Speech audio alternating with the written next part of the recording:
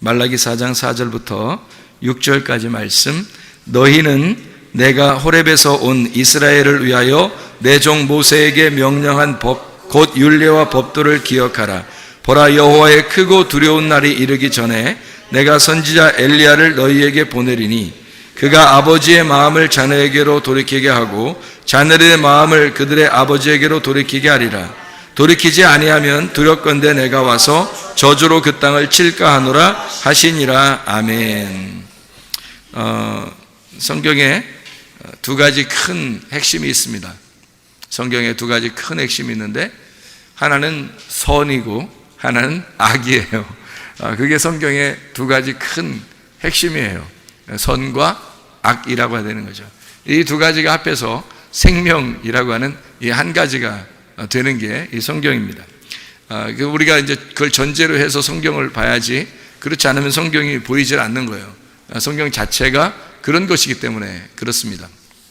그러니까 이렇게 되는 거죠.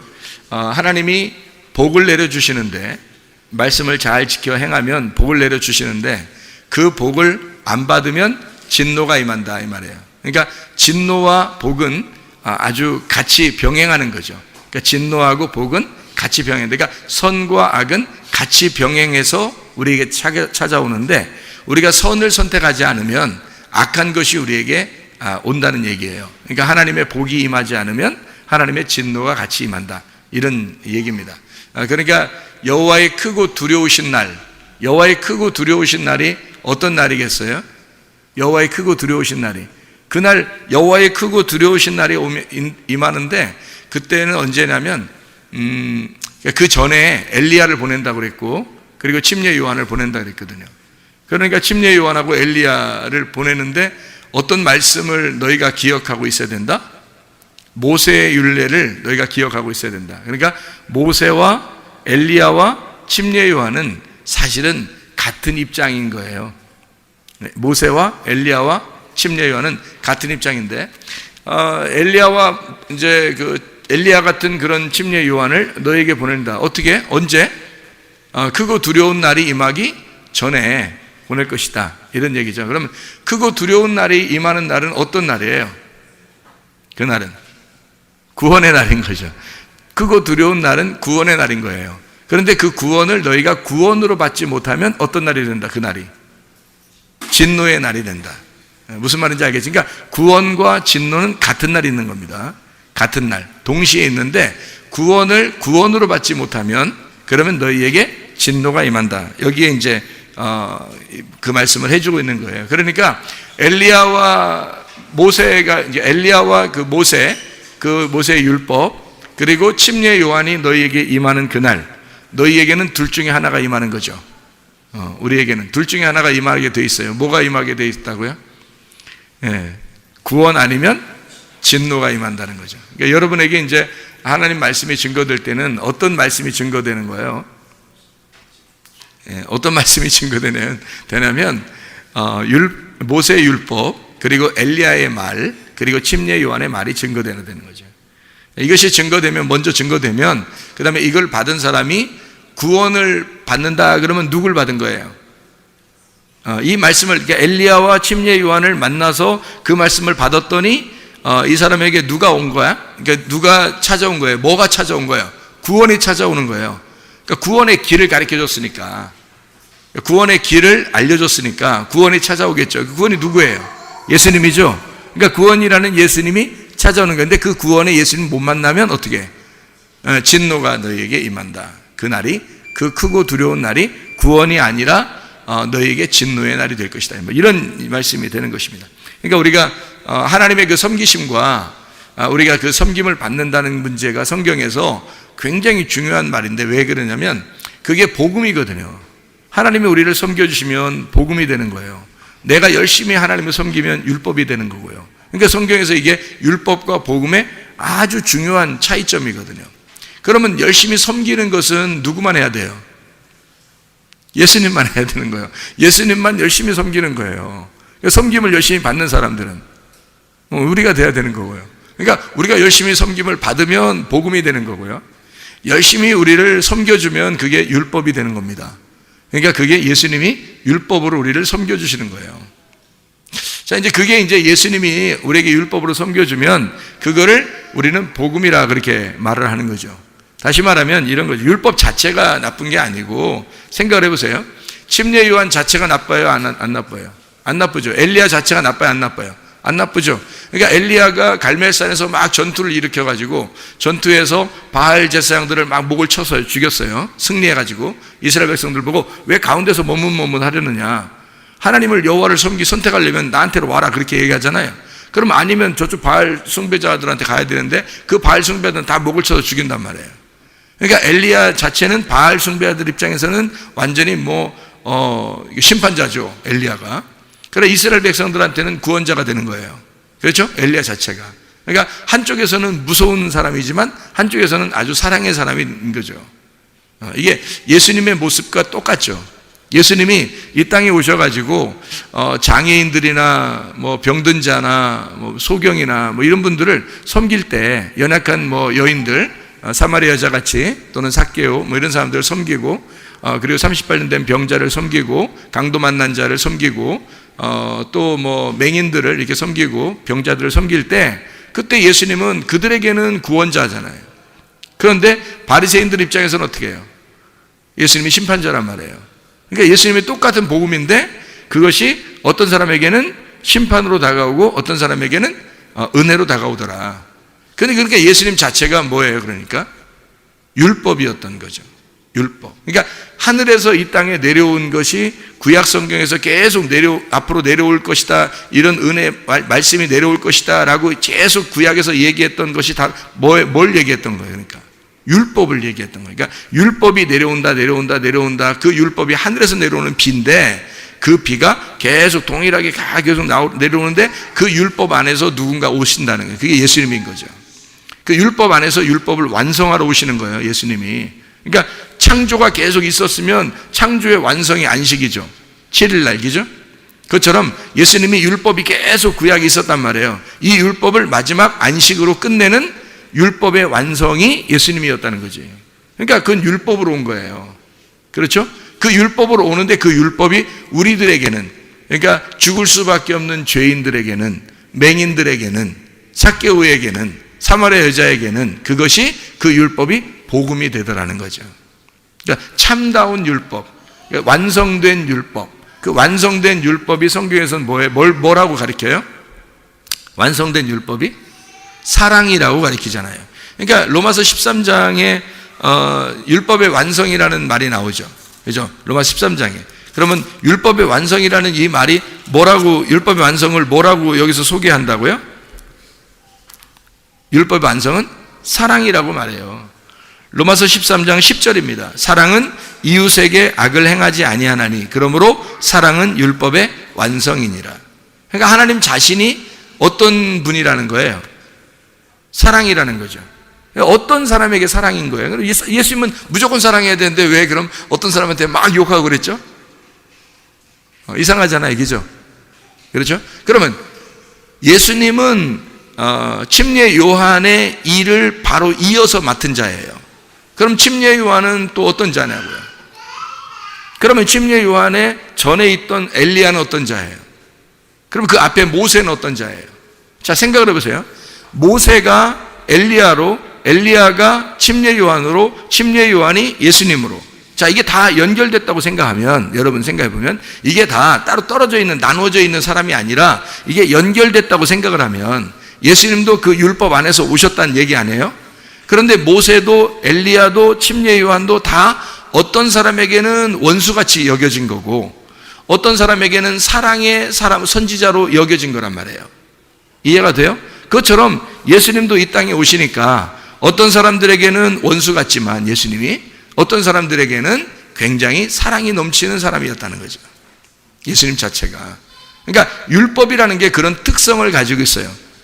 한쪽에서는 칼로 이렇게 나누는 심판의 의미를 가지고 있다면 한쪽에서는 그게 은혜의 단비와 같은 그런 것을 율법이라고 말하는 겁니다.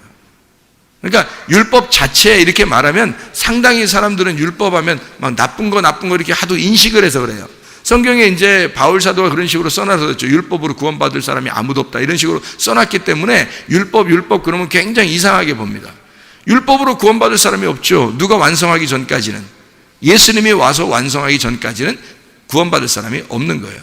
그런데 그 율법을 완성하신 분이 있어요. 뭘로? 사랑으로 완성하신 분이 있는데 그가 예수 그리스도란 말이에요. 그러면 그 율법이 더 이상 우리에게는 구원하지 못할 율법이 아니라 복음이 되는 거죠. 그 율법 자체가 복음이 되는 거예요. 그러니까 하나님은 처음부터 여러분에게 눈 딱 감고 야 그냥 사랑 내 사랑아 그냥 이런 식으로 안 한단 말이에요. 반드시 율법으로 다가와서 사랑하시는 거예요. 그러니까 여러분은 간혹 어떤 느낌이 드는 거냐면 하나님이 한편으로는 무섭다 이런 느낌이 들 거예요. 그게 정상입니다. 하나님이 그러나 그런 그 두려운 하나님이시지만 굉장히 사랑이 많으시고 긍휼이 많으시고 자비하시고 우리를 아주 애처롭게 보시는 하나님이시다 하는 그 말도 맞는 얘기예요. 무슨 말인지 알겠죠? 율법 안에서 오신 그 예수님, 주님이 이제 그 율법을 완성하셨다, 그 사랑으로 완성하셨다 이런 생각을 하게 되면 성경이 이게 나누어져서 보이는데 그게 원래 하나였구나 이렇게 알게 되는 거죠. 이거를 이제 우리가 잘 생각해야 성경이 이해가 돼요. 그렇지 않으면 성경 어떤 말은 여러분 옛날에 성경을 읽어보면 이런 생각이 들죠. 여기는 이해가 되는데 여기하고 맞춰보면 이해가 안 돼. 뭐 이런 것들이 꽤 있었죠. 왜냐하면 이 앞에하고 뒤에하고 안 맞게 생각을 했었으니까 그런 거예요. 똑같이 이게 다 같이 하나로 연결돼서 생각을 했어야 되는데 이쪽에서 읽을 때는 여기만 앞에만 이해가 되고 뒤에 부분 읽을 때는 뒤에만 이해가 돼. 앞에하고 뒤에하고 합쳐놓으면 이해가 안 돼. 여기선 이 말하고 여기선 이 말을 이상하다. 하나님 왜 여기선 이 말하고 여기선 이 말을까? 이런 생각이 들 때가 있죠. 그죠? 하나님이 똑같은 말을 이쪽에서는 반대로 얘기하고 이쪽에서는 또 반대로 얘기하고 막 그런 게 있어요. 예를 들어서 뭐 효도하라 그러잖아요. 성경이죠. 효도하라고. 그럼 또 한쪽에서는 어떻게 부모하고 원수를 맺으라 그렇게 또 얘기하잖아요. 이런 게 이제 이 성경에서 이게 다 합쳐져야 되는 건데 이 합쳐지 못했을 때는 이게 나누어진 거예요. 선, 악으로 나누어진 거란 말이에요. 이게 딱 이렇게 나누어진 거죠. 선악이라고 그러면 이제 어떤 걸 선악이라고 그러냐면 선한 거는 효도하라는 게 선한 거겠죠. 지금 예를 들어서 하나 얘기하면 선한 거라면 효도하는 게 선한 거겠죠. 그러면 이제 원수 맺으라는 건 악한 거겠죠. 그런 거예요. 그러니까 선과 악으로 이렇게 나누어지는 건데 그거를 두 개 합치면 이게 악한 거예요. 선, 악이에요. 그게. 근데 요거를 가운데서 완성을 하는 게 죽음이에요. 그래서 그거를 그 사이에서 죽어버리면 이게 완성이 되는 거예요. 그러니까 그 죽음의 완성이 사랑의 죽음이죠. 죽음의 사랑. 그게 이제 완성을 시키는 거예요. 이웃을 위해서 목숨을 버리는 그 사랑. 그 예수님이 하는 것이죠. 예수님은 우리의 이웃이니까. 그죠? 우리가 예수님의 이웃이고 우리의 이웃은 예수님이에요. 그러니까 예수님과 우리는 서로 이웃인데 원수가 아니고 이웃이어야 합니다.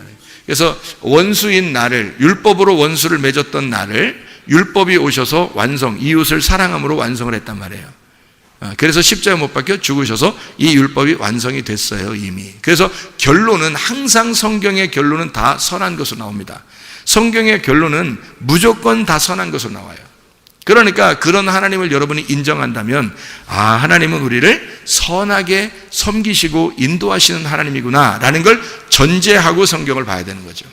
그러니까 그렇게 하신 하나님이라고 하는 건 뭘 전제했다는 얘기예요? 선악으로 나눠졌다는 얘기예요? 생명으로 하나가 됐다는 얘기예요? 생명으로 이미 하나가 됐다는 얘기예요. 어떻게 하면 선악이 생명으로 하나가 되는 거예요? 어떻게 하면? 선악으로 죽으면 생명으로 하나가 되는 거예요. 그래서 우리 보고 주님을 따라오라는 거예요. 그래서 너희가 선악으로 죽으면 네가 선악의 눈으로 보지 않고 두 눈으로 보지 않고 한 눈이 없어지면 하나의 눈으로 보게 될 것이다. 그게 생명이라는 것이다. 하나님이 그토록 우리를 사랑하시는 거다라고 하는 그런 얘기입니다. 자, 두 개가 한 개로 보인다는 얘기를 좀 이제 이해가 되겠죠. 무슨 말인가? 여기서 진노를 받는다, 복을 내린다. 구원을 주신다, 진노하신다. 구원을 구원으로 받아들이지 못하면 진노가 임하는 거다. 그게 같은 날 오는 거다. 그래서 이쪽 진노가 오는 쪽에서 볼 때도 크고 두려운 날이고요. 구원의 날이 오는 것도 크고 두려운 날입니다. 그러니까 하나님의 날은 크고 두려운 날이에요. 그런데 한쪽에서는 구원의 찬양을 하게 되고 한쪽에서는 통곡하는 진노가 임하게 되는 것입니다. 그게 이제 누가 임하면 그렇게 된다고요? 누가 오면? 침례 요한이 오면 그런 일이 벌어진다고. 그럼 그 침례 요한이 누구의 이름으로 왔다고요? 엘리야의 이름으로 왔다고요. 엘리야처럼 왔다고. 그러니까 엘리야는 뭐 어떤 말씀으로 왔다고요? 모세의 말씀으로 왔다고. 이게 다 세트라니까. 세트 알잖아 우리.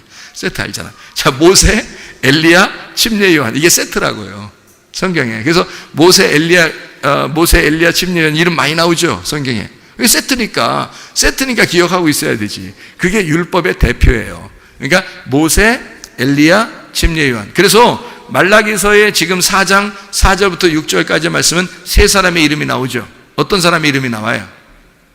예, 그러니까 엘리야의 이름으로 오는 자가 하나 있고, 그리고 모세의 율법이 먼저 나오기죠. 모세의 율법이 먼저 나오고, 그 다음에 엘리야의 마음을 가진 자가 나온다는 거예요. 그가 침례 요한이죠. 그러니까 모세, 엘리야, 침례 요한, 맞죠? 그렇게 오게 되면 그가 오면 그 길을 마련해서 누군가를 만나도록 한다는 거예요. 그 만나도록 하는 그 날이 크고 두려운 날이다, 이런 말씀이죠. 이해가 되겠죠, 무슨 말인가? 자, 우리 그러면 이제 마태복음 11장 11절 12절의 말씀을 우리 한번 보면은 거기에 뭐가 나올까요? 마태복음 11장 11절 12절의 말씀에 보면, 내가 진실로 너에게 말하노니 여자가 낳은 자 중에 침례 요한보다 큰 이가 일어남이 없도다. 그러나 천국에서는 극히 작은 자라도 그보다 크니라. 침례 요한의 때부터 지금까지 천국은 침노를 당하나니 침노하는 자는 빼앗느니라, 이렇게 되어 있잖아요. 그러니까 그 침노한다는 말이 나오고, 그 다음에 빼앗는다는 얘기가 나오고, 그 다음에 천국이라는 말이 나오잖아요. 그러면 여기서 침례 요한보다 그 전에는 큰 사람이 있다, 없다? 없다. 그러면 침례 요한보다 큰 사람이 없으니까 앞에 구약의 성경 중에서 엘리야가 침례 요한보다 커요, 안 커요? 안 크다. 모세가 커요, 안 커요? 안 크다. 침례 요한이 가장 크다. 솔로몬이 더 커요, 안 커요? 안 크다. 침례 요한이 가장 크다. 지금 그런 얘기 하는 얘기죠? 다윗보다 더 크다, 노아보다 더 크다. 어이구, 어마어마하네. 이제 침례 요한이 진짜 어마어마한 사람이네요, 그죠? 왜 이렇게 얘기했을까요? 왜 침례 요한보다 다 작다고 그랬을까? 앞에 있는 사람들은 침례 요한이 율법의 마지막 주자예요. 그러니까 왜 그 달리기 할 때 잘 뛰는 사람을 최고 마지막에 두잖아. 릴레이 경주할 때, 그죠?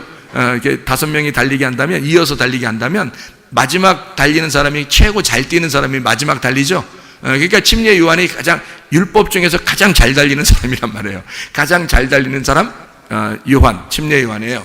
그 침례 요한이 나중에 어떤 이름으로 바뀌느냐면요, 사랑의 사도 요한으로 바뀌는 거예요. 이름이 똑같은 이름이잖아요. 그러니까 침례 요한이 뭘로 바뀌느냐면, 이게 침례 요한의 그 율법이 완성이 되잖아요. 그러면 사랑의 요한이 되는 거예요. 성경에 보면 요한복음 하면 막 사랑이 넘치죠. 요한 1서, 요한 2서, 요한 3서 그러면 막 사랑이 넘치잖아요. 하나님은 사랑이시다, 막 이러고 막 이러잖아요. 그게 뭐 때문에 요한을 갖다 그렇게, 요한이 또 그런 글을 쓰게 되도록 하나님이 허락하셨을까? 그게 침례 요한이 율법의 마지막 주자로 왔기 때문에, 그 율법이 완성된 예수가 마지막 이제 오잖아요. 침례 요한 다음으로 예수님 오잖아요. 그러면 요한이 사랑의 하나님을 소개하는 거예요. 그러니까 이 사랑의 순서를 소개하느라고 침례 요한이 예수님을 거쳐 사랑의 요한이 되는 거란 말이에요. 아니, 물론 이 사람이 죽었다가 요한으로 부활해서 무슨 윤회했다, 이런 말이 아니에요. 그런 말이 아니라 성경의 그 요한이라는 이름 자체가, 그 요한이 침례 요한이라는 이름하고 요한, 그리고 예수님 거쳐서 그 다음에 사랑의 요한이 된단 말이에요. 마지막에 십자 못 박혀 돌아가실 때 누구만 거기 십자 밑에 있었어요? 제자 중에서 요한만 있었어요. 요한만. 그래서 예수님 뭐라 그래요? 요한 보고 이제 오늘부터 네가 어머니 모셔라 그러잖아요. 그 어머니한테 뭐라 그래요? 오늘부터 아들 하세요, 이쪽, 이렇게 하셨잖아요. 그러니까 거기서 하여튼 십자가에 못 박혀 돌아가실 때까지 하여튼 효도는 하여튼 하신 분이야. 십자가 못 박혀 돌아가시면서 끝까지 하여튼 효도하신 분이야. 아들하고 그 어머니하고 자긴 죽으니까 이제 둘이 연결하세요. 둘이 이제 손 잡으세요. 마지막 이제 해놓고 이제 돌아가시는 거예요. 제가 돌아가시는 거예요? 하니까 물어보는 거죠. 물어보는 거면 이제 좀 이제 그런 것 같지가 않죠. 그런 건 아니죠. 왜냐하면 보세요. 예수님의 동생들이 있어요, 없어요? 있어요. 예수님의 동생들이 있기 때문에 굳이 요한을 아들로 안 해도 아들들이 있어요. 아들들이 있다고. 예수님 동생들이 다 살아 있었어요. 그렇기 때문에 요한이 아니더라도 이미 아들들은 있어요. 근데 굳이 거기서 왜 사랑의 사도 요한을 예수님의 어머니 마리아의 아들로 만들어 놨냐면, 이제 육신으로 온 예수 그리스도가 십자가 못 박혀 돌아가셔요. 그러니까 이제는 이 아들의 일이 끝났잖아요. 아들의 일이 끝났어요. 그러면 이제 여기 마리아의 아들로서 온 사람이 예수님인데, 그럼 다른 동생들도 있었잖아요. 근데 다른 동생들은 많이 성경에서 언급을 안 해요. 왜냐하면 마리아가 어떤 여자예요? 마리아가 어떤 여자예요? 마라에서 나온 이름이 마리아라 그랬죠? 예, 마라. 이게 마라에서 온 마리아라고 했어요. 그러면 이 마라가 뭐죠? 쓰다라는 이름이에요. 그러니까 쓰다. 잉태의 고통. 쓰다. 그러면 왜 쓴 건가요? 왜 써요? 죄가 있으니까 쓰죠. 그러니까 죄악 가운데 죄악으로 잉태된 아들을 가진 자, 마라란 말이에요. 이 마라의 쓴물에서 예수가 나오면 뭐가 되겠어요? 배가. 원래 배는 마라예요. 배는 쓴 배예요. 죄가 있는 배인데, 아들이 이 속에 잉태되면 내 속에 있는 죄를 다 끄집어내서 아들이 끄집어 가지고 나온단 말이에요. 그럼 배가 어떻게 되겠어요? 깨끗해지겠죠? 깨끗해지니까 거룩한 배가 되는 거예요. 이제는 쓴 물이 단물로 바뀐단 말이에요. 이게. 그래서 한 배에서 쓴 물이 단물로 바뀌는 여자. 마라가 마리아가 된 여자예요. 근데 이 마리아가 어느 여자를 갖다가 성경에서 설명하려고 마리아가 나온 걸까요? 마리아가 하와예요. 하와. 그러니까 창세기 3장에 하와가 뱀한테 이제 범죄했잖아요. 그죠? 뱀하고 같이 범죄했는데, 그 하나님을 거역한 범죄를 하고 나서 하나님이 뭐라 그래요? 남자는 일하라 그러고 여자는 잉태하는 고통을 가져라, 뭐 그런 얘기를 하죠. 그리고 여자의 아들이 뱀의 머리를 밟게 될 것이다, 이런 얘기를 하죠. 그럼 그 여자의 아들이라는 말이, 거기서 여자가 누구밖에 없었어요? 그 얘기를 듣는 사람 중에서는 하와밖에 없었죠. 그 여자의 아들이 뱀의 머리를 밟게 될 것이다 라고 하는 그 여자, 쓴물을 가진, 다시 말하면 선악과를 먹어버린 그 쓴물을 가진 여자의 후손으로 누가 왔어요? 여자로 마리아가 온 거예요. 마리아가 대표로 온 거고, 이 세상에는 모두 다 여자의 아들이 아니라 남자의 아들이거든요. 우리 모든 인간들은 남자의 아들입니다. 왜냐하면 남자가 있어야 아이가 나오는 거니까. 생각을 해보세요. 근데 남자 없이 여자가 아기를 잉태한 것은 누구밖에 없어요? 예수님밖에 없어요. 인류사에 창세기부터 요한계시록까지 예수 한 분만 남자 없이 여자가 낳았단 말이에요. 이해가 돼요? 그래서 여자가 난 예수, 그 아들이 뱀의 머리를 밟게 될 것이다 라고 얘기한 거거든요. 이해가 되겠죠? 그래서 이 마라의 쓴물을 가진 여자가 예수를 잉태하고 출산함으로 그가 단물로 바뀌는, 이런 선악과가 생명나무로 바뀌는 역사가 일어났다는 얘기입니다. 그 아들이 이 땅에 오셨거든요. 그러니까 마리아에게서, 여자에게서 유일하게 태어난 남자가 누구라고요? 예수님이라고요. 근데 그 아들을 지금 누구한테 인계해 주는 거예요? 십자가 못 박혀 돌아가실 때 요한한테 인계해 주는 거란 말이에요. 그러면 요한이 이제 그다음부터는 어떤 사람이 된다는 거야? 여자의 후손이 된다는 얘기야. 그게 무슨 말인지 알겠어요? 이제까지 여자의 후손은 인류 역사상 누구밖에 없었다고요?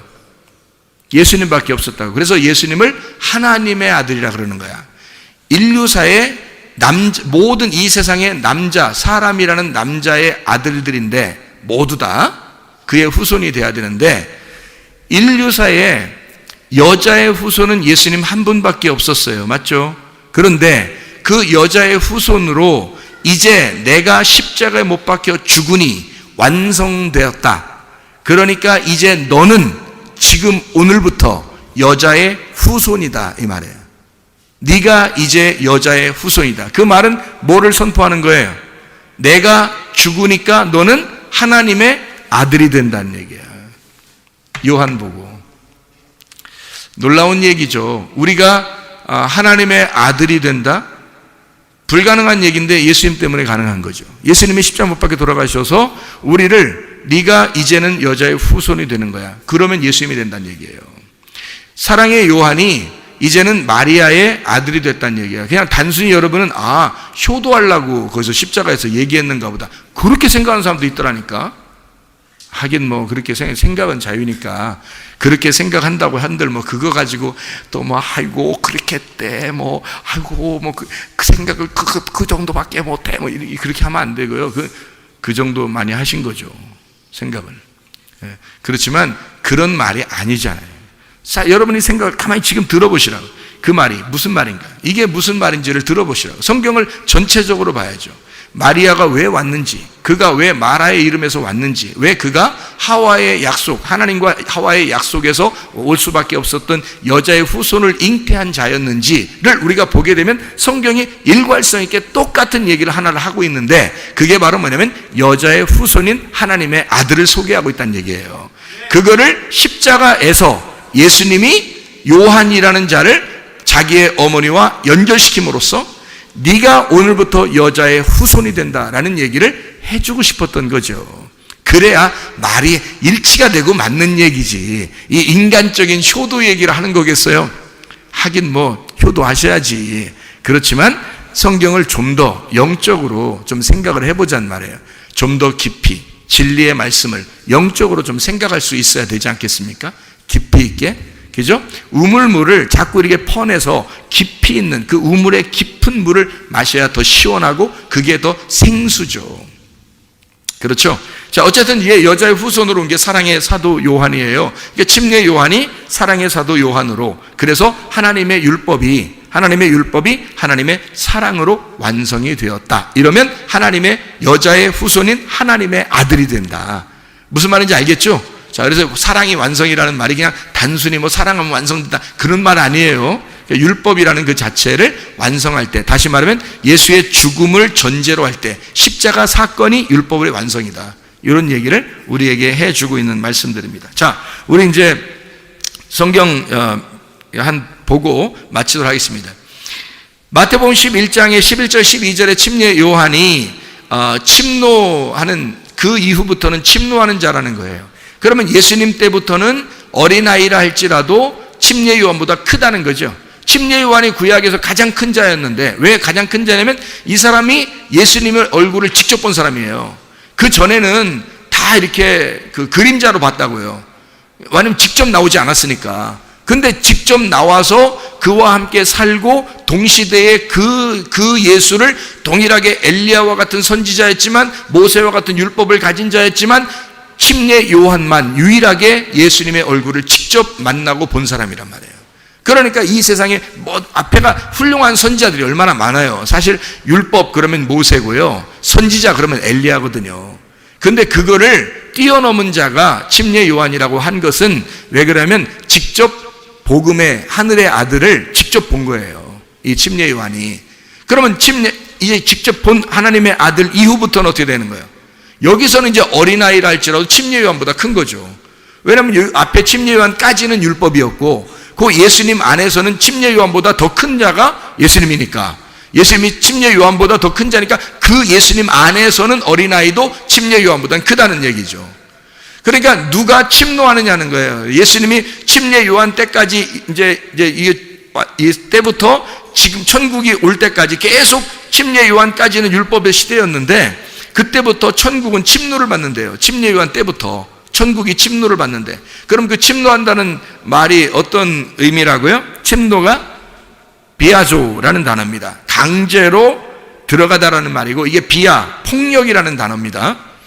비오스, 생명이라는 말이고요. 침노하는 자가 빼앗는다 할 때 그 침노하는 자가 비아스테스라는 단어고, 이게 난폭한 사람, 폭력자를 말합니다. 폭력자만이 그걸 빼앗게 된다는 거예요. 이게 비아조에서 나온 단어고요. 강제로 들어간다는 말입니다. 그러니까 침노에 들어간다는 걸 의미하는 거예요. 구원은 그러니까 그냥 단순하게 은혜로 받지만 그 구원을 받은 것을 이 하나님의 말씀을 깨닫고 완성을 하려면요, 이게 계속 침노에 들어가야 되는 거예요. 침노에 들어가는 거예요. 그러니까 이 침례 요한 때부터 예수님까지 계속 폭력을 당한다는 거예요. 이게. 그러면 왜 폭력을 당한다는 단어를 썼을까? 이렇게 폭력을 당한다는 단어를 왜 여기다가 썼을까 하는 얘기예요. 그게 율법이었기 때문입니다. 율법이었기 때문에. 그게 폭력이라는 거예요. 그러니까 율법이라고 하는 건 어떻게 뭐라고 했어요? 율법은 폭력과 사랑이 같이 온다 그랬죠. 그죠? 그러니까 진노와 구원이 같이 온다고 해요. 그게 율법이라고요. 근데 이 예수님은 이 율법의 어느 부분을 맡았어요? 은혜의 부분을 맡은 거예요. 예수님이 율법이 이렇게 하나인데, 율법이 구원과 진노가 같이 오고 율법의 은혜와 이 징계가 같이 오는데, 그 중에 은혜의 부분을, 복음의 부분을 누가 맡았냐면 예수님이 맡은 거예요. 그러면 그 전에 있는 사람들은 다 징계를 맡아야 되는 거거든요. 그 할당된 분야가 그런 거예요. 할당된 분야가 그런 거지, 그 사람들이 뭐 나쁘다 이런 의미가 아니란 말이에요. 할당된 분야가, 모세, 엘리야, 침례 요한에 맡은 분야가 뭐냐면 침노하는 겁니다. 그러니까 침노, 폭력하는 자가 누가 돼야 되느냐면 침례 요한 때부터 예수님 천국이 올 때까지가 계속 침노를 당하는, 폭행을 당하는 거니까 잘 생각해 봐요. 폭행하는 자가 있을 거 아닙니까? 난폭하게 폭행하는 자가 있을 거 아니에요. 그게 뭐겠냐고요. 침례 요한 때부터 천국이 올 때까지 계속 폭행을 당한다는 거예요. 그러면 이 폭행하는 자가 누군가 있어야 되잖아요. 그게 누구냐고요? 침례 요한이란 말이에요. 침례 요한 때부터 천국이 올 때까지니까 침례 요한 때부터 계속 폭행이 일어나요. 그리고 예수님 오신다면 천국이 온단 말이에요. 그러면 그 사이에 그 폭력을 행사하는 자가 침례 요한이죠. 그러면 또 이제 이걸 우리가 잘 생각해 봐야 돼요. 왜 이걸 생각해 봐야 되냐면, 여러분 그 누가복음 10장 30절에 보면 강도 만난 자가 나오는데, 강도 만난 자가 어떻게 됐죠? 때려 맞아가지고 어떻게 됐어요? 거의 반 죽었다는 얘기예요? 아니면 반 딱 잘라서 죽었다는 얘기예요?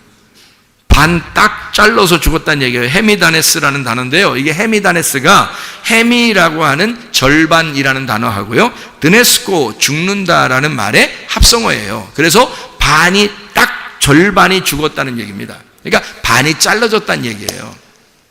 반을 딱 자르는 게 누가 하는 거냐면 선악과가 하는 겁니다. 선악과가. 그러면 이 사람이, 이 강도 만난 자가 만난 그 강도는 뭔 거예요? 그러니까 선악과인 거예요. 그러니까 선악과를 담당하는 율법이 만난 거예요. 그러니까 선악과를 담당하는 율법이 이 강도 만난 자를 만난 거예요. 그게 강도였던 거야. 그러니까 그 강도를 담당하는 사람들이 있었어요. 성경 구약에. 그 사람들이 제사장들하고 레위인들이야. 그래서 그 사람들은 지나가는 거예요. 왜? 잘 만난 거거든. 강도를 잘 만났잖아요. 제대로 만났다, 너 강도를. 이렇게 해서 지나가는 거예요. 자기들이. 그러니까 우리가 이제 그냥 보면은, 아우, 이 사람들 진짜 인간적으로 사랑도 없어. 뭐 이 사람들 인간도 아니야. 뭐, 야, 우리는 그렇게 살지 말자. 뭐 이러면서 얘기해요. 그러면 이제 성경을 진짜 엉덩이가 뚱뚱하게 보는 거예요. 진짜. 그게 진짜. 성경을 그러니까 전혀 다른 눈으로 보는 거예요. 성경이 하나님의 눈으로 보질 않고 그냥 진짜 자기 눈으로 보는 거예요. 야, 우리 착하게 살자. 이러면 안 되겠다. 야, 이제, 야, 사람이 인간이 진짜 그럴 수 있냐? 뭐, 누가 옆에서 그렇게 막, 이렇게, 강도 만나가지고 이렇게 힘들어 하는데, 그냥 지나쳐. 우리 레위나 제사장들, 그 사람들 외식하는 사람들이니까 그런 식으로 살지 말고 사랑을 해줘야 돼. 뭐 이렇게 얘기하는데요. 제사장과 레위인이 지나간 이유를 제가 가만히 여기서 생각을 해봤어요. 우물을 파고 또 파고 또 파서 깊이 생각을 해봤어요. 그 깊은 우물을 이렇게 들여다보니까 제사장과 레위인이 그 사람을 지나칠 수밖에 없었던 이유는 그가 제대로 강도를 만났기 때문입니다. 제대로 강도를 만났기 때문에 딱 반이 잘라진 거예요. 그러니까 제사장 레위인이 더 이상 건들 게 없는 거야. 자기들이 건들 게 없어서 그냥 지나가는 거예요. 반 잘라지는 역할을 제사장 레위인, 그 율법이 해야 되는 거거든요. 그 율법이 담당하는 거예요. 그게 선악과가 담당을 해야 되는 거거든요. 제대로 감당을 했어요. 제대로 담당해서 제대로 잘라놓고 가는 거야. 그러니까 누구만 오면 돼요? 선한 사마리아인만 오면 되는 거예요. 선한 사마리아는 왜 온 거예요? 자기가 반쪽이니까. 반쪽을 잃어버린 반쪽이에요. 그게 선한 사마리아인이야. 그래서 반쪽을 찾아서 좀 먼 길을 온 거예요. 지금 반쪽을 찾아서 하늘에서 이 땅으로 반쪽을, 자기의 잃어버린 반쪽을 찾아온 거예요. 그러니까 반쪽을 만났으니 제대로 만난 거죠. 그러니 선한 사마리아인은 당연히 만나러 오는 거고요. 제사장 레위인들은 잘라진 걸 보고 가는 거고요. 확인하고 가는 거고, 선한 사마리아인은 자기 잃어버린 반쪽을 찾아서 온 거죠. 자, 이런 말씀드립니다. 성경이요. 얼마나 감사한지. 우리는 사실 이 땅에서 잃어버린 반쪽이 되어야 그 나를 찾으러, 자기의 잃어버린 반쪽을 찾으러 오신 예수님을 만나요. 그 잃어버린 자가 되어야 돼요, 우리가. 그래서 예수님이 이 땅에 아폴림이 잃어버린 자, 파괴된 자, 그런 자를 찾아서 구원하려 함이라. 이렇게 주님께서 삭개오 만났을 때 그렇게 얘기하잖아요. 사람들이 막 비난하고 그러니까 왜 삭개오 만나서 구원해요? 말하니까 예수님이 그런 말해요. 누가복음 19장 10절 말씀에 나는 인자는 잃어버린 자를 찾아서 구원하려 함이라. 이렇게 말해요. 뭘 잃어버린 거예요? 반쪽을. 내 반쪽을 잃어버렸으니까 반쪽을 찾아와서 그를 구원해야 되는 거예요. 그게 예수님이라고요. 그러려면 어떻게 돼요? 반쪽이 잘라져 있었어야 되죠, 누군가가. 그게 삭개오가 반 잘라져 있었던 사람이에요. 사마리아 여자가 반 잘라져 있었던 사람이라고. 그래서 예수님이 찾으러 온 거예요, 그 사람들을. 이해가 되겠어요? 여러분이 어떤 사람 되면 분명히 구원받을 수 있겠어요? 반 잘라지면 구원받겠죠. 뭘로 잘라져야 돼요? 율법, 모세, 엘리야, 침례 요한에 의하여 반 잘라져야 된다는 얘기입니다. 이해가 되겠습니까? 그렇게 되면 예수님이 찾아오신다는 얘기예요. 율법과 모세, 엘리야, 침례 요한은 하나였으니까 그게 우리를 자르는 역할을 가지고 있는, 헤미다네스를 역할을 하는, 헤미 절반, 드네스코 죽이는, 반을 딱 잘라 죽이는 역할을 하는 자니까 그것이. 그래서 요한복음 10장에 8절 10절에 보면 예수님은 선한 목자인데 누가 먼저 온다겠어요? 도둑, 강도가 먼저 온다. 절도자가 먼저 와서 너희를 도둑질하고 그리고 죽이고 멸망시킨다. 이렇게 얘기하는 거죠. 그래야 너희들을 도둑질하고 죽이고 멸망시켜야, 너희들을 하나님의 그 마음에서 너희를 빼앗으면 도둑질이잖아요. 그럼 옛날에 그 율법을 가르치던 사람들이 대부분 어떻게 했어요? 이스라엘 백성들에게. 예수님이 왜 왔어요? 사람들이 그 율법으로 하나님 백성들을 자꾸 뺏어가니까, 그러니까 하나님이 직접 내려와서, 그 아들이 내려와서 자기 하나님의 마음에서 뺏어가는 자를, 하나님의 마음에서 뺏어가는 자를 찾아오는 거예요. 그러니까 그걸 뺏어가는 자가 있었는데 그걸 도둑이요, 절도, 죽이고 멸망시키는 자다, 이렇게 얘기한 거죠. 거기에서 뺏어오는 거예요, 예수님이. 그 선한 목자라는 거예요. 주님이 그 양을 뺏어오는 거죠. 자기 양을 뺏어오는 거예요. 누군지 알겠죠? 그러니까 이게 자기들 양이 아니야. 이게 도둑놈들 양이 아니에요. 이 도둑놈들이 누구예요? 그러니까 율법사들, 제사장들, 바리새인들, 이런 사람들이에요. 율법을 가르치는 자들이라고요. 하나님의 마음을 모르고 가르치는 자들, 그게 도둑놈이라는 거예요. 마음을 뺏은 거잖아요. 하나님의 마음에서 우리를 양들을 뺏어간 거란 말이에요. 그러니까 하나님 마음 모르게 한 거죠. 마음은 모르고 그냥 겉으로 율법만 알도록 만들어 놓은 거예요. 그러니까 그 마음이 뺏긴 거죠. 하나님으로부터 마음을 뺏은 자, 그가 강도, 도둑이고 절도, 멸망시키고 죽이는 자란 말입니다. 이해가 되겠어요? 거기서 예수님이 와가지고 뺏어오는 거예요. 하나님의 마음으로 뺏어서 다시. 그래서 하나님의 마음으로 예배를 드려라, 이렇게 얘기하잖아요.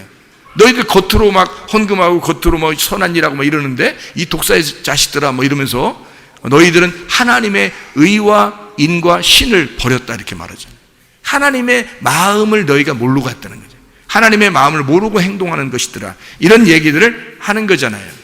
그렇죠? 그러니까 절도, 강도, 이게 먼저 와야 된다는 게, 이게 나쁜 거예요? 아니면 율법이에요?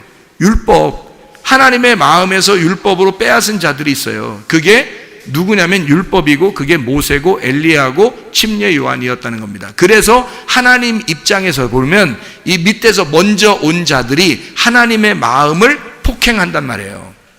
예수가 이 땅에 오니까 율법이 이걸 폭행하는 거예요. 그래서 율법을 아는 자, 율법으로 예수님을 죽이는 겁니다. 율법으로. 그래서 율법 안에서 죽임, 타살 당해야, 율법 안에서 타살, 죽임을 당해야 우리를 구원하는 거예요. 율법 안에서. 그게 이제 하나님의 구원의 방법인데요. 하나님 자신이 죽임당하는 그런 이야기입니다. 자, 요한복음 5장을 한번 봐봐요. 요한복음 5장 45절을 한번 여러분이 보면 우리를 고발하는 검사, 고발하는 자가 있는데 우리를 잡아가고 고발하는 자가 나와요. 거기에 뭐라고 나오냐면 이렇게 나오죠. 요한복음 5장 45절의 말씀입니다. 내가 너희를 아버지께 고발할까 생각하지 마라. 너희를 고발하는 이가 있으니 곧 너희가 바라는 자 모세니라. 모세가 뭔 잘못했길래 모세가 고발한다 그래요. 율법의 고발자가 모세래요. 그러면 여기서 이제 고발하는 자, 그러니까 우리를 일로 바치는 자, 참소하는 자, 그러니까 마귀가 하는 일을 모세가 한다는 거예요. 그 일을 땅에서 감당한다는 게 모세라는 거야. 그러면 이게 무슨 말이냐 이거야. 이게 성경에 일치적으로 보면 먼저 온 자란 말이죠. 먼저 온 자니까 모세, 엘리야, 침례 요한. 그때부터 주님, 하나님의 아들이 침노를 당한다. 침범, 폭행을 당한다는 얘기예요. 그럼 이 폭행을 당해서 이 예수가 죽으면 여기 있는 게 어떻게 해요? 여기 있는 법이 없어져 버리는 거예요. 법은 원래 있는데, 없는 게 아니라 있는데 사람이 죽었기 때문에 없어지는 거야. 이 법을 끌어안고 사람이 죽었잖아요. 누가? 예수님이 죽어버렸잖아. 그러니까 더 이상 법이 없어져 버린 거예요. 우리한테. 우리를 정죄할 법이 없는 거예요. 그래서 너희가 뭐가 죄라는 거예요? 그럼 너희를 정죄할 법이 없어졌다잖아. 법 있잖아. 있는데 그 있는 거는 이렇게 예수님이 오셔서 죽으셨다는 걸 설명해 주려고 그러는 거예요. 그러면 뭐가 이제 죄라는 거예요? 법은 없어졌으니까 뭐가 죄예요? 그 죄를 용서하신 예수님을 안 믿는 게 죄라 그러잖아요. 그래서 요한복음 16장 9절에, 그죠? 그러니까 죄는 더 이상 이제 율법이 아니라 율법이라는 법이 없어졌단 말이야. 사람이 죽었기 때문에. 그래서 예수님이 그걸 율법을 끌어안고 다 죽었으니까, 법이 없어졌으니까 이제 뭐가 죄냐면 그 예수님을 안 받아들이면 그게 죄라는 거예요. 그래서 용서받지 못한다는 거예요. 그게. 다른 거는 다 용서받아요. 다른 거는. 그래? 다른 거 다 용서받아? 그럼 내 교회 다니고 내 예수 믿었는데 내가 한번 할 짓 한번 해볼까? 이렇게 하면 그건 넌 믿은 게 아니지. 너는 믿은 게 아니지. 너는 거짓이었지. 그 능멸하는 거죠. 하나님을 능멸하는 태도입니다. 그럴 수가 없어요. 죄를 질 수가 없습니다. 그러니까 하나님 안에서 사는 거를 죄가 없다 그렇게 말하는 거예요. 하나님과 한 마음이 돼서 사는 거를 죄가 없다 그렇게 얘기하는 거란 말이에요. 그러니까 고발자가 누군지 아셨죠? 이제 침노하는 자가 누군지 아셨죠? 그게 먼저 와야 천국이 침노를 당하고 천국이 폭행을 당해야 그 다음에 자기가 죽임을 당하죠. 타살당하고 죽임을 당해야 이 법이 끝나잖아요. 율법을 끌어안고 죽었으니까. 그래서 법이 끝나버리는 거란 말이에요. 우리한테는. 그래서 예수가 우리에게 복음이 되는 거예요. 예수님을 받아들인 사람에게는 복음이 되는 거고, 안 받아들인 사람은 여전히 율법이 존재하고 있으니까 모세, 엘리야, 침례 요한이 계속 너를 고발할 거란 말이에요. 이해가 되겠죠? 계속 우리를 모세, 엘리야, 침례 요한이 와서 너희를 고발하는 거예요. 그러면 이제 그가 고발자니까 마귀가 참소하는 자잖아요. 참소하는 자처럼 너희를 율법이 와서 너를 계속해서 고발할 것이다 그 말이에요. 왜요? 왜 고발해요? 왜 고발해요? 우리를 하나님이 사랑하시니까 고발하는 거예요. 왜 그런지 알아요? 자, 모세하고 율법, 엘리야하고 침례 요한 왜 왔는지를 우리가 알아야죠. 그분들이 왜 우리 앞에 와야 하는지. 목사가 왜 여러분 앞에서 여러분에게 진정으로 죄를 깨닫게 하는지 그걸 알아야죠. 예수님 만나게 하기 위해서입니다. 예수님 만나게 하기 위해서. 그러니까 모세나 엘리야나 침례 요한이 다 같이 어떤 사람들이냐면요, 이 사람들이 하나님의 계시의 말씀을 깨달은 주님의 종입니다. 이 사람들이요. 그러면 이 시대에도 어떻게 돼야 돼요? 진짜 예수를 만나게 하려면 도둑이 먼저 와야 되는데 그 도둑이 누구라겠어요? 우리들이라고 했죠. 나라겠다. 지도자라겠단 말이에요. 그러면 모세, 엘리야, 침례 요한, 그리고 율법, 그 율법을 가진 주의 종들이 예수를 만나게 하는 율법, 그러니까 예수를 만나게 하는 그 도둑, 강도, 절도가 돼야 된단 말이에요. 그럼 그게 이제 우리가 생각할 때는 도둑놈, 절도, 강도, 그게 뭐야? 저 사람들이 교회 목사네 그러면서 우리 거 다 도둑질하고 그러는 거 아닌가? 이렇게 생각할지 모르겠지만 그걸 잘 알아야죠. 왜 모세가, 엘리야가, 침례 요한이 왜 우리를 폭행하고 침노해야 하는지, 왜 예수를 죽여야만 했는지, 그리고 예수를 죽인 것처럼 너희들에게 그렇게 찾아오는지, 왜 그 말씀의 율법의 말씀으로 우리를 왜 찾아와서 우리를 자꾸 때리는지, 가슴을 자꾸 치는지, 그거를 알아야죠. 왜 그러는지. 하나님의 계시를 맡은 그 깨달은 종이 돼야지만이 그 일을 감당해야 되는 거고요. 그걸 모르는 종이 그냥 사람들 설교한다고 그냥 잘한다 이러고 그냥 사람들 귀에 듣기 좋은 말 하고 설교 잘한다 그러고 이렇게 하는 거는 아니란 말이에요. 아무나 이렇게 먼저 온 자가 있어야 예수를 만나는 거니까 먼저 온 자가 아무나 그냥 만나면 여러분이 예수님 만날 것이냐? 아니에요. 침례 요한 같은 사람 만나야 예수님 만나는 거예요. 엘리야 같은 사람 만나야 예수님 만나는 거예요, 여러분. 모세 같은 사람 만나야 되는 거예요. 그럼 이 사람들은 어떤 사람들이었어요? 하나님의 종이었어요. 하나님이 선택한 종이었다고요, 이 사람들. 그런 사람들이 있단 말이죠. 그런 사람을 만나야 여러분이 진짜 복음, 예수를 만날 수 있는 거예요. 아무나 그냥 그냥 설교한다고 다 그냥 그 사람들 다 똑같은 사람들일 거야. 아니, 성경에 이게 모세, 엘리야, 침례 요한이 다 다른 사람 똑같아요? 아니에요. 하나님이 분명히 선택한 주의 종들이 있다고요. 하나님이 선택한, 하나님과 진짜 한 마음이 된, 그래서 자기 역할을 감당해야 되는, 자기가 예수가 아니니까 예수를 만나게끔 하는, 자기가 위대해지고 자기가 능력이 많고 자기가 기적을 나타내고 자기가 표적을 나타내고 그러면 그 사람이 예수지.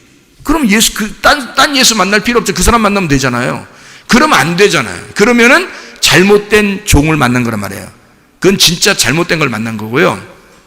진짜 하나님의 종을 만난다는 얘기는 이 사람이 비록 좀 다소 부족해 보여도 예수의 진리, 예수라고 하는 그 진리를 정확하게 소개해 줄 수 있는 사람이 돼야 되는 거죠.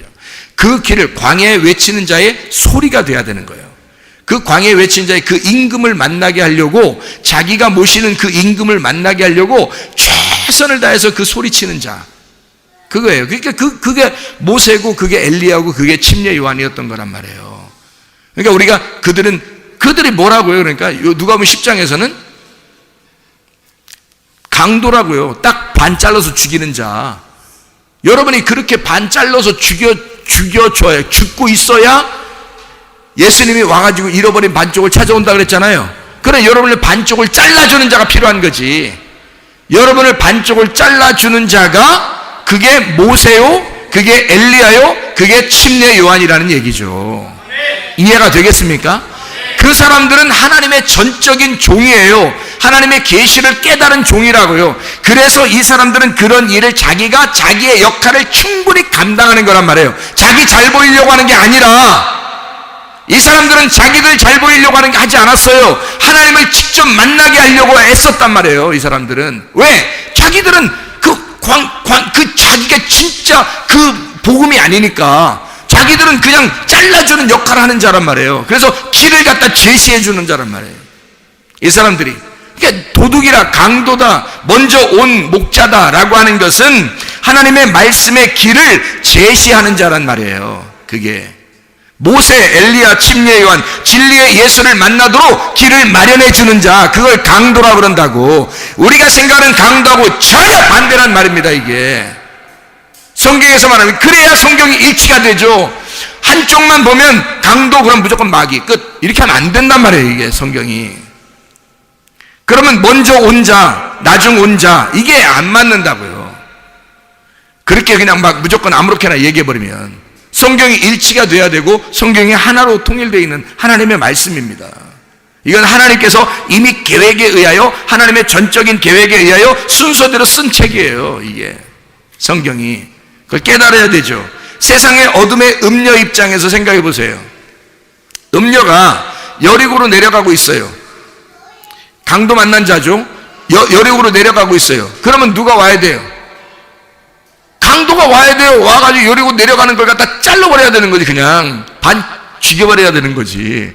그러면 그 반 죽는 강도 만난 자를 어떻게 감사합니다, 감사합니다 그래야 되는 거죠. 왜냐면 반 잘라줬으니까. 여리고로 내려가니까 잘라버리더라 나를. 이거잖아. 그러면 이게 감사한 거야, 아니면은 막 황당한 거야? 감사한 거죠. 모세, 엘리야, 침례, 요한을 만나야 된다고요. 그 강도를 만나야 된다고. 음녀 입장에서는 여리고의 길을 끊어주는 자, 여리고로 내려가는 그 길을 끊어주는 자란 말이에요. 이게 막 마음을 찢어놓는 자죠. 잘라놓는 자죠. 세상길 가지 말라고. 그러는 자가 모세, 엘리야, 침례, 요한이란 말입니다. 다시 예루살렘으로 길을 돌이키라고, 예루살렘으로 네가 오던 길로 다시 돌이키라고 그렇게 잘라주는 자란 말이에요. 제 갈 길 가는 어둠의 양이 있어요. 양들은 다 어떻게 간다고 그래요? 자기 갈 길 가요. 자기 갈 길을. 목자가 없으면, 그러니까 자기 제 갈 길을 막 가는 거예요. 목자가 없으면. 그게 양이에요. 제 갈 길 가는 그 양의 길을 끊어주는 자예요. 그냥 갑자기 그 앞에 길을 확 무너뜨려가지고 막 낭떠러지로 만들어버리는 거예요. 그래서 양이 그냥 꼼짝 못하게 만들어 놓는 거예요. 그러면 양 입장에서는 감사한 일이지, 그게. 그렇잖아요? 자기의 길을 끊어줬으니까.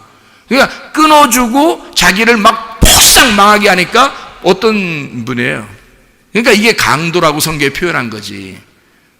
이해가 되겠어요? 그런데 그 강도는 어떤 강도야? 우리한테는 진짜 필요한 강도, 꼭 와야 할 강도. 강도여 오시옵소서, 뭐 이렇게 해야 된다니까. 그 강도여 오시옵소서. 왜? 먼저 그 강도가 오셨어야 되는 거예요. 오셔야 돼. 자기한테 그 강도가 오셔야 두 번째 선한 목자 되신 예수님이 오는 거거든요. 강도가 안 오니까, 사람들이 강도를 못 만나니까 예수가 예수를 안 찾아. 왜냐면 잃어버려 봤어요. 자기가 반이 잘라지지 않았으니까 잃어버린 반쪽이 어딘지 찾지 않는 거야, 자기도. 근데 반이 딱 잘라서 죽어봐요. 그러면 잃어버린 반쪽을 찾아, 자기도. 죽겠어 막 이러는데 자기도 잃어버린 반쪽이 막 어선가 막 어디선가 갑자기 나타나가지고 확 반쪽이 잃어버린 반쪽을 찾아서 확 나타나니까 선한 사마리아인인 거야. 그게 무슨 말인지 이해가 되시죠? 무슨 말, 성경이. 자기의 갈 길 가는 어린 양의 길을 끊어주는 자, 그게 강도라고요. 그게 모세, 엘리야, 침례, 요한. 음녀의 입장에서는 강도고 죽이는 자고 멸망시키는 자.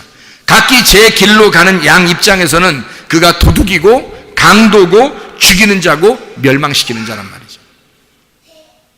그렇지만 그것이 반드시 필요하다, 우리에게.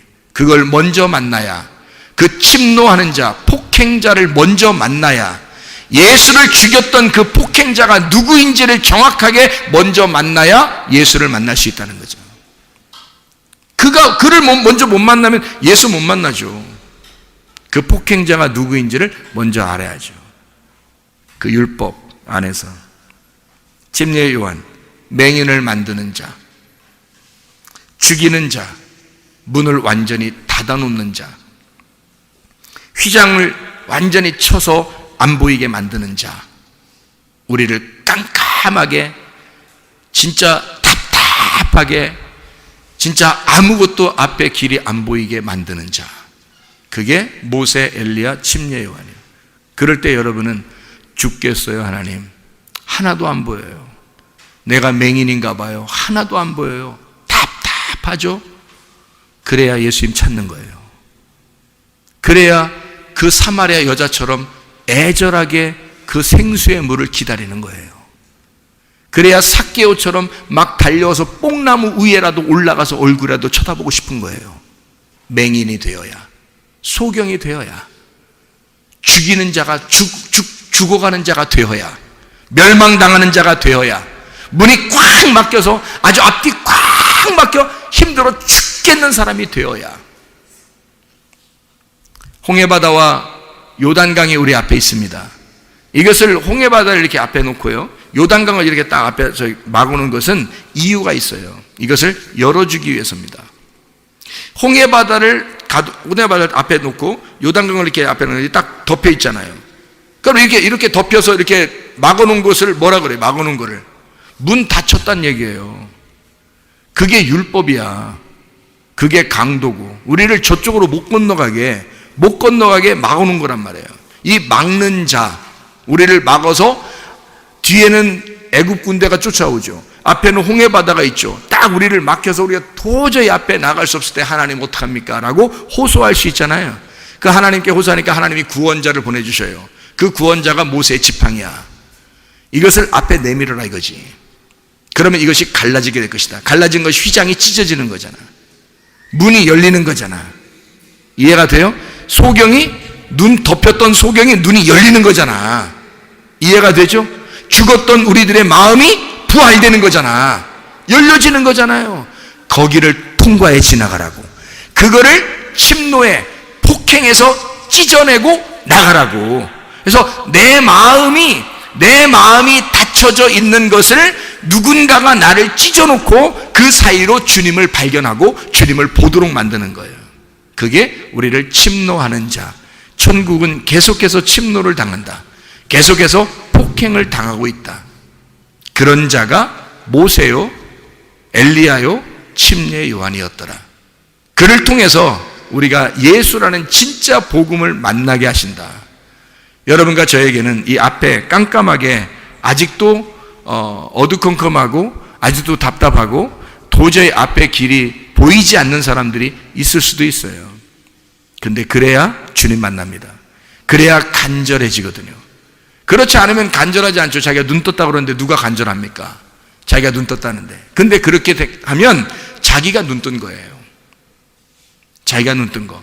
그럼 하늘에 눈은 뜬 거 아니고 땅에서 눈이 떠진 거죠. 그거 아닌 거죠. 그런 사람은 빨리 소경이 돼야 되는 거죠. 그 소경을 만드는 자가 강도란 말이에요.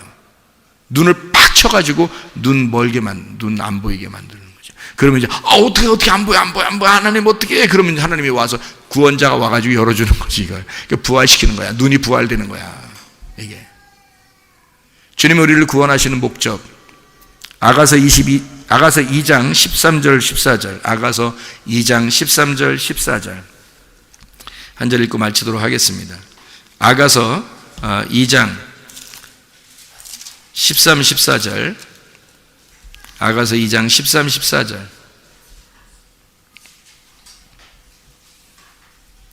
무화과 나무에는 푸른 열매가 익었고 포도나무는 꽃을 피워 향기를 토하는구나. 나의 사랑 나의 어여쁜 자야, 일어나서 함께 가자. 바위 틈 낭떠러지 은밀한 곳에 있는 나의 비둘기야, 내가 네 얼굴을 보게 하라. 네 소리를 듣게 하라.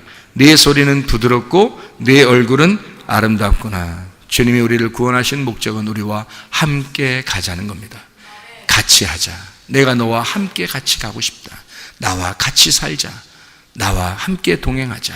나의 사랑하는 어여쁜 비둘기야, 나랑 같이 살자. 그게 하나님의 구원하시는 목적입니다. 우리의 인생 여정이 죽을 때까지 아무리 길다 할지라도 주님과 동행하면 행복할 것입니다. 주님과 동행하면 천국이 이루어질 것입니다. 우리 하나님 아버지 사랑과 은혜를 감사드립니다. 주 안에서 주님과 동행하다가 주님 만나게 도와 주시옵소서. 예수 그리스도 존귀하신 이름 받들어 기도 올려옵나이다. 아멘.